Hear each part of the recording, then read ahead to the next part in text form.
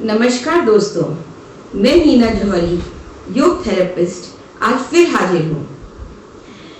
दोस्तों, ये नौजवान पीढ़ी में जो सुसाइड, डिप्रेशन, एंजाइटी, स्ट्रेस को लेकर के आजकल नई नई बातें आ रही हैं।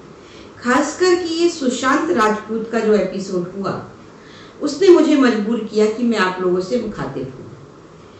तो मैं उसी के विषय में कुछ बात करना चाहती हूँ। एक्चुअली जब ये इन्वेस्टिगेशन चल रहा था, जब ये केस नया नया हुआ था और पुलिस इन्वेस्टिगेशन कर रही थी, उस समय एक जो चीज़ हुई उसने मुझे प्रेरित किया कि मैं इस बारे में ज़रूर कुछ बात करूं। और वो ये था कि उसकी डायरी में उसने एक विश लिस्ट बनाई थी 50 पॉइंट्स की। उसको उसने अपने घर में जगह जगह चिपकाया हुआ था और उसमें से जो जो उसकी पूरी होती जा रही थी उसको वो टिक करता जा रहा था।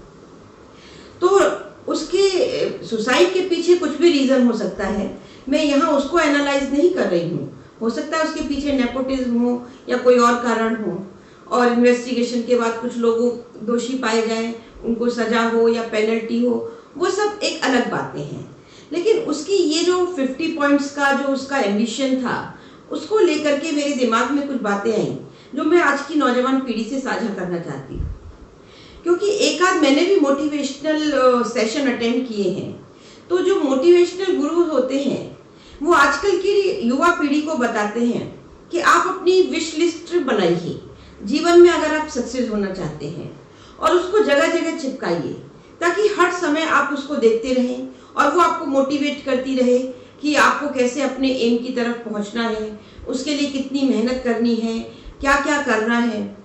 तो दोस्तों, कहीं ना कहीं मुझे इसी चीज ने परेशान किया कि ऐसा करके कहीं ऐसा तो नहीं है कि हम अपनी युवा पीढ़ी को ओवर एम्बिशियस बना रहे हैं। दोस्तों, एम रखना अच्छा है, लेकिन एम से ऑब्सेस्ड हो जाना मेरी नजर में गलत है। आप एक एम बनाइए लाइफ में, लेकिन इस चीज को ध्यान में रखते हुए कि वो एम सफल होगा या नहीं, ये आपके हाथ में नहीं है। हो सकता है कि आपको अपना एम मिल जाए, लेकिन ज़्यादातर केसेस में ऐसा नहीं होता है। तो हमें जब भी हम अपनी ज़िंदगी के बारे में सोचते हैं कि हमें अपनी ज़िंदगी से क्या चाहिए, तो हमें इस बात को ध्यान में रखना चाहिए। जैसे कि कहा भी जाता है, मैन प्रपोजेस गॉड डिस्पोजेस। तो जरूरी नहीं है कि जो आप सोच रहे हैं वो हो पाए। इसको आप इस एग्जाम्पल से समझिए कि अगर आपको कहीं जाना है और रास्ते में आपको ट्रैफिक मिलता है, तो आप जाना तो कैंसिल करते नहीं हैं, या तो रास्ता बदल देते हैं या तो फिर आप पोस्टपोन कर देते हैं जाना, यानी कि किसी और दिन जाएंगे, या फिर अपना रास्ता बदल देते हैं। तो ठीक इसी तरह जिंदगी भी एक रास्ता है और आपको जाना है, लेकिन अगर कहीं रुकावट आ रही है तो जाने का प्लान कैंसिल मत करिए, उसको प्रीपोन मत कीजिए, बल्कि एक नया रास्ता चुनिए या फिर एक नया एम चुनिए, नए सिरे से अपनी जिंदगी को सुसज्जित कीजिए। हाँ, लेकिन एम बनाना जरूरी है, ये मैं भी कहूंगी। आपको अपनी जिंदगी में एम्बिशियस रखनी चाहिए, लेकिन वो प्रैक्टिकल होनी चाहिए। वो ऐसा ना हो कि आप ऐसे एम्बिशन रखें कि जिनका पूरा होना ही बहुत मुश्किल हो। तो ध्यान में रखते हुए कि जो प्रैक्टिकल हो, उसी तरीके की एम्बिशंस रखिए। और दूसरा, ऑब्सेस्ड मत होइए कि ये पूरी होंगी या नहीं होंगी। हो सकता है कि पूरी हो जाए, और हो सकता है कि जो आपने गोल रखा है आज से 5 साल बाद का, वो आपको 1 साल में या हो सकता है 6 महीने में ही ऐसा लगने लगे कि नहीं हो पाएगा। तो आप अपना रास्ता बदलिए या फिर एम को ही बदल दीजिए। तो एम हमेशा ऐसा होना चाहिए जो प्रैक्टिकल हो, जो अचीवेबल हो। ऐसा एम मत रखिए जिसको अचीव करना ही बहुत मुश्किल हो। तो ये मैं इसलिए कहना चाह रही हूँ कि इस सुशांत राजपूत के केस में अगर ये नेपोटिज्म का भी बात होती है, तो लेकिन इसमें हारने जैसी तो कोई बात नहीं थी। उन्होंने तो अपनी पिक्चर में भी बहुत सारे इस तरीके के रोल किए थे जिसमें वो जिंदगी जीना सिखाते हैं, जिसमें वो खुद एक ऐसे बाप बनते हैं जो एक ऐसे बेटे का पिता है जो सुसाइड करने की कोशिश करता है, बावजूद उसके उन्होंने यही अपनी जिंदगी में किया। तो दोस्तों, जरूरी नहीं है कि नेपोटिज्म की वजह से ही आपकी जिंदगी में प्रॉब्लम आए। प्रॉब्लम आने का कोई भी कारण हो सकता है। सिर्फ हम एक पॉइंट की वजह से ही उसको डिस्कस करके छोड़ देंगे आज, लेकिन कल किसी और दूसरे युवा की जिंदगी में कोई और प्रॉब्लम आएगी और वो इस वजह से ये कदम उठा लेगा।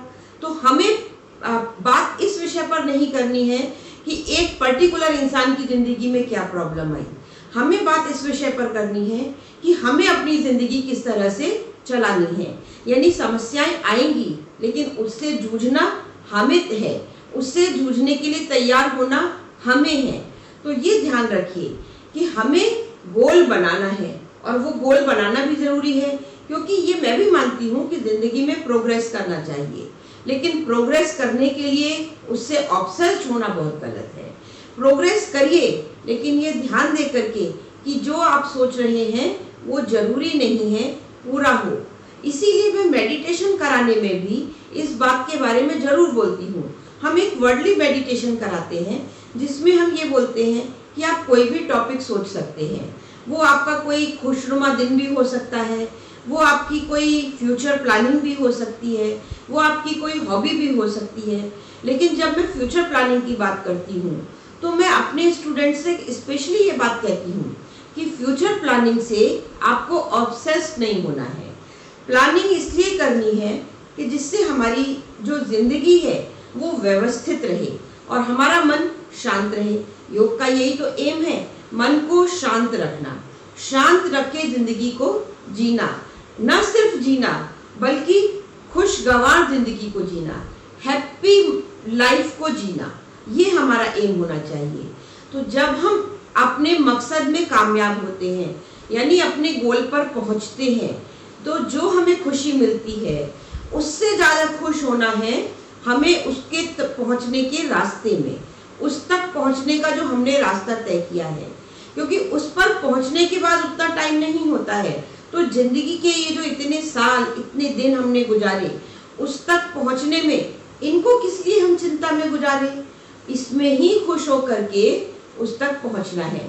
दोस्तों, जब आप पहाड़ पर चढ़ते हैं तो चोटी पर पहुंचने के बाद उतनी खुशी नहीं मिलती, उतना मजा नहीं आता जो कि रास्ते में जब आप एंजॉय करते हुए चलते हैं। तो जिंदगी को एंजॉय करते हुए चलिए। रास्ते में रुकावटें तो आएंगी, उन रुकावटों को पार करने में जो मजा है उनको एंजॉय कीजिए, ना कि ये सोच करके परेशान होइए कि जो मैंने सोचा है वो पूरा होगा या नहीं, जो मेरा एम है वो पूरा होगा नहीं, जो मेरा गोल है वो पूरा होगा कि नहीं। दोस्तों, ये सब सोचकर परेशान मत होइए, बल्कि आप सिर्फ कोशिश करते रहिए, उस रास्ते को एंजॉय करते रहिए, अपनी जिंदगी को एंजॉय करते रहिए।